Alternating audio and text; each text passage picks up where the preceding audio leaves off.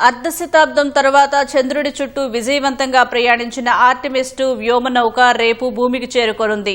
10 రోజుల పాటు సాగిన ఈ యాత్రలో 4 వ్యోమగాములు అంతరిక్షంలో ఇప్పటివరకు ఏ మానవుడు వెళ్లనంత దూరం వెళ్లి సరికొత్త రికార్డు సృష్టించారు. నాసాకు చెందిన ఓరియన్ క్యాప్సూల్ భూమి నుంచి గరిష్టంగా 4,06,771 కిలోమీటర్ల దూరం వెళ్లింది.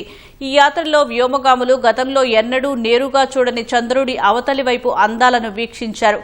జాబిల్లికి సంబంధించి అద్భుతమైన చిత్రాలను కెమెరాలు ఫోన్లలో బంధించారు. ప్రస్తుతం ఆర్టెమిస్ 2 మిషన్ చివరి దశలో ఉంది. అంతరిక్షం నుంచి భూమికి తిరిగి వచ్చే క్రమంలో ఓరియన్ క్యాప్సూల్ గంటకు 38,367 కిలోమీటర్ల వేగంతో భూ వాతావరణంలోకి ప్రవేశిస్తోంది. ఈ సమయంలో గాలి రాపిడి వల్ల క్యాప్సూల్ వెలుపల ఉష్ణోగ్రత 3,000 డిగ్రీల సెల్సియస్కు చేరుకుంటుంది.